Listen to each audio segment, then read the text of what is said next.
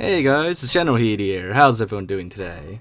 So, for today's video, well, to celebrate the end of the year 2020, I figured we'd do a video where we take a look back at the last pretty much 2 decades of Halo history and take a look at 10 misconceptions people used to have about Halo that were, totally wrong about Halo. And, these things could include things like, mispronunciations or things that, certain facts that people just simply got wrong or they remembered wrong or something like that. And we're gonna start with one of the biggest one actually, because I wanted to get to this. I've been wanting to talk about this for a while. But one of the biggest misconceptions in the history of Halo is that a lot of people still actually think that Bungie sold Halo, the whole Halo franchise, the Halo IP, to 343 Industries. In fact, it kind of gets more bizarre. I've even seen some people think that 343 is kind of like some game studio that came out of nowhere. Some random people decide to form their own studio, some random fans or something like that, and then they actually came with the money to buy Halo from Bungie, and Bungie sold out essentially and gave them Halo. That's actually not the case at all. In fact, Bungie has not owned Halo since the year 1999. After 1999, Microsoft bought Bungie, and with that, Microsoft bought Halo as well. Bungie, for the entire existence of Halo on Xbox, Bungie never owned Halo. Bungie was just contracted by Microsoft to work on Halo, but they never really owned it themselves. It was always owned by Microsoft. It was always a Microsoft IP from pretty much the beginning of Halo's existence. So, that was one of the biggest misconceptions people have always had. And likewise, another one also has to do with Bungie. And a lot of people have always believed that, the classic Halo games, it was all Bungie, from the ground up. Everything was all done by Bungie, which is also not true. So it wasn't just Bungie that worked on all the classic Halo games. In fact, a couple of them had another studio that helped them, and then particularly for the games Halo 2 and Halo Reach. That studio I'm referring to is Certain Affinity. Certain Affinity for Halo 2 actually did the Blastacular map pack for Halo 2, which was the last map pack released on the original Xbox. That includes the map Tombstone and Desolation. Now, the Halo 2 Vista maps, District and Uplift, I'm actually not sure who made those maps. It seems like Bungie did, but I don't know about those. I would have expected Certain Affinity to have made those, but I'm not sure. But Certain Affinity definitely did the maps Tombstone and Desolation for classic Halo 2 original Xbox. And likewise, for Halo Reach, Bungie did not do all the multiplayer maps either. In fact, Certain Affinity, once again, stepped in and did the Defiant map pack and all the Anniversary maps as well. So, none of these maps were done by Bungie. They were done by Certain Affinity, but Bungie did release them for Halo Reach. And that's something that a lot of people actually weren't aware of. They thought that all these maps were made by Bungie. Now, for number 3, likewise another similar misconception with who developed what game. But in this case, a lot of people also thought that 343 was entirely and solely responsible for developing Halo the Master Chief Collection. And as a result, when people, they want to point fingers at 343 for, a lot of bugs and issues in MCC, they only mentioned 343 because of that. But a lot of studios were involved. So 343, they did the UI, the online services, and stuff like that. But other studios like Saber Interactive, they did the Halo 2 Anniversary campaign. And Certain Affinity, once again, they did a lot of the multiplayer maps, like the Halo 2 Anniversary multiplayer maps. And then we got Blur Studios, who did the Halo 2 Anniversary campaign cinematics, the remastered cinematics that, we all love.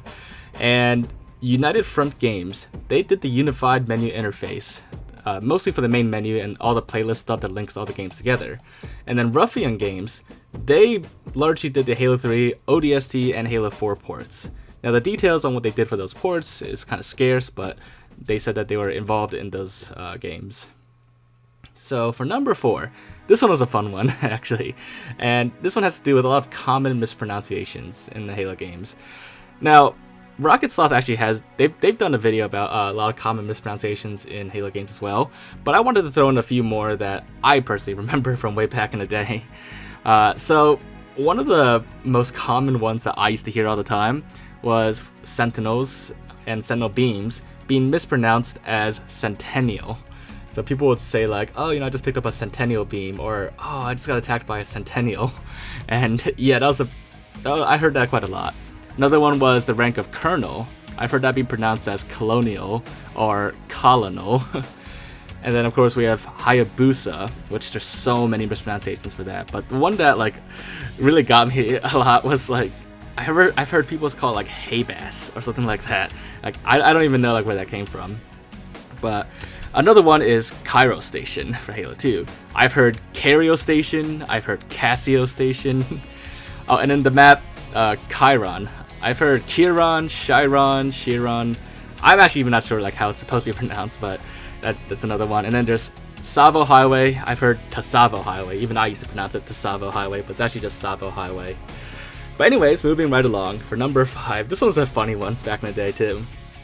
I remember a lot of people used to think that that the elites were actually dinosaurs back in Halo CE, and this was like a pretty common thing that like it kind of became like a joke, kind of like a meme later on. But I do remember like a lot of people referring to elites as dinosaurs in the games, and it was always a pretty funny one to come across. But obviously the elites are not dinosaurs. And then another hilarious one was for number 6 is that a lot of people also used to think that grunts are children of elites, and that you were basically killing elite children in all the Halo games. And actually, like I heard that one a lot from like a lot of parents actually back in the day, and like I heard like a lot of parents say like, are you killing alien kids or something like that?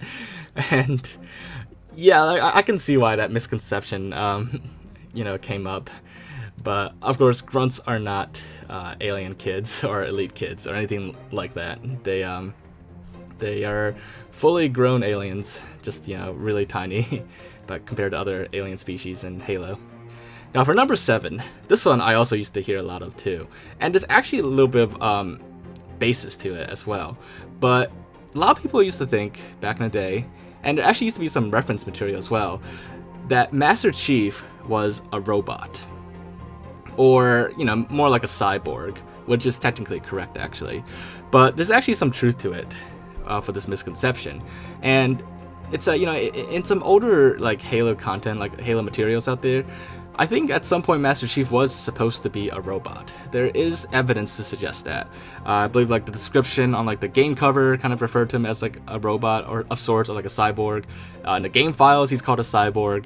And in the Japanese dubs of Halo 1, they have a robotic voice sound effect for Master Chief as well. So I could see where that came from, but obviously he's not meant to be a robot anymore.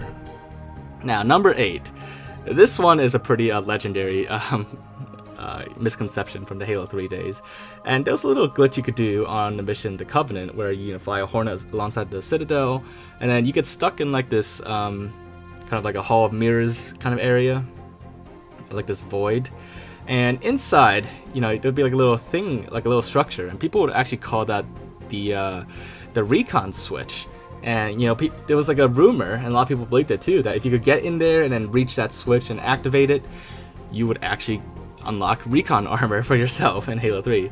There were so many like recon armor, like conspiracy theories or like rumors about how to unlock recon armor back in the day, but this is not a switch at all. You're just basically stuck inside like an unloaded area of the map, and what you're seeing, that's the elevator shaft that's used during the cutscene, following that part of the mission.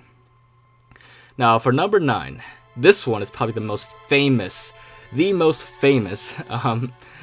mystery or conspiracy theory of like the entire Halo series, and that is the trigates of Halo 2. Oh my god, this one, way back in the day, this is like, everybody always talked about like this mystery. There was so many videos on it, so many like investigations and stuff like that. But on a lot of campaign maps in Halo 2, and even a couple multiplayer maps, outside the maps, like far out of the maps, there'll be like some areas with these large triangular textures on the wall. And people used to think that these were significant, that these were like cut content from like like a previous thing that like Bungie envisioned, where apparently like these trigates, they were like cut doorways or like transportation gates or if you ever saw like the TV series Stargates, which really great show from like way back in the day. One of my favorite sci-fi series back in the day. If you never saw Stargate, I suggest you watch that show. It's really great. But people used to think that these were like, gates that let you travel to other worlds in, the galaxy. And Bungie was planning to let people activate these gates and travel through to get to like different Halo rings or Forerunner planets and stuff like that. But really, these were just texture glitches on the map, and that's pretty much all there was to it. They're not really cut content or leftover, unused gates. But people did suspect that nonetheless, and they furthermore, kind of linked the trigates with the secret switches that were, spawned outside the maps on certain maps. Like for example, Delta Halo at the end, there's this floating switch here, just out of the map here. And for a while, nobody knew what these switches did. It was kind of a mystery. And High Charity even had a switch too, like far out of the map as well. Now, of course, you could reach it still by launching yourself to it, and you could even activate it. Both switches you could activate, in fact. But when people activated, it seemingly did nothing for pretty much all the switches. Well, as it turns out, these switches were really just, placeholders for different things using different maps, or even cut content sometimes. On Delta Halo, it was a placeholder for the gondola in the next mission.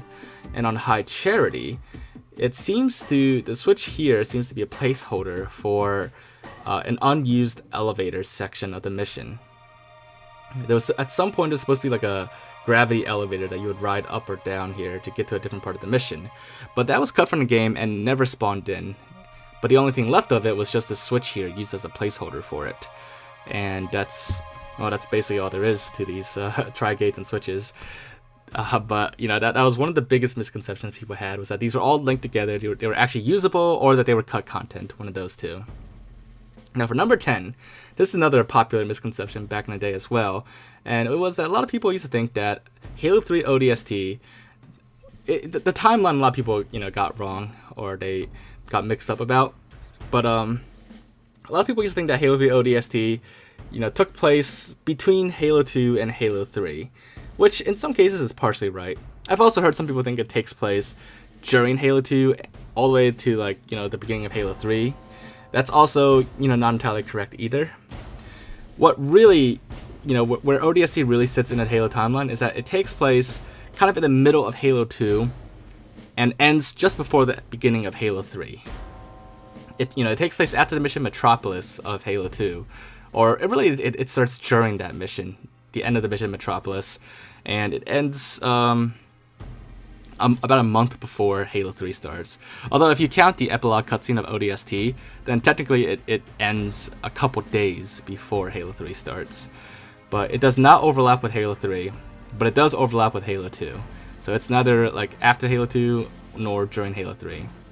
But yeah, that's basically the 10 main misconceptions that I remember people used to have about Halo, the Halo series. Now we're gonna have a little bit of bonus round and just toss in a few small ones here and there that I also remember before we end this video, just for fun. So another one is, people used to think that brutes were gorillas or apes, which, some characters do refer to them as that in game, but obviously they're not. Another one was that, actually, this one is a little bit more obscure, but a lot of people think that the China version of MCC, with all its censorship features, stuff like that, was actually ported by a company called eHome Entertainment, and that 343 gave them MCC to port it. But that's actually not true. There's a lot of evidence to suggest that's not the case, but I'll probably cover that in a future video. But I did just want to quickly mention that. Another one is that Reach is a sequel to Halo 3. I remember a lot of people actually believed that, but obviously it's a prequel to Halo CE. Another one is that Spartans can survive falling from space. They technically cannot. Master Chief and Noble 6 only survive because they have other objects to cushion their impacts or help them for re-entry. Another one is that in Halo Reach, Jackals and Skirmishers are separate species. They're actually not. They're the same species. Another one has to do with timelines, that Halo 3 took place over a few days. It actually took place over a month for gameplay and several months for including cutscenes. And likewise, Halo 2 also took place over a month instead of a few days. But anyways, that wraps up for this video. Hopefully you guys did enjoy this video and found it to be interesting. And if you did, make sure to leave a like as always. Leave your thoughts and comments. Anything else you think I missed or other misconceptions that people had, feel free to mention in the comments below. But other than that, make sure to subscribe if you haven't already, and I will see you guys next year, actually. Have a happy new year, everyone, and see ya!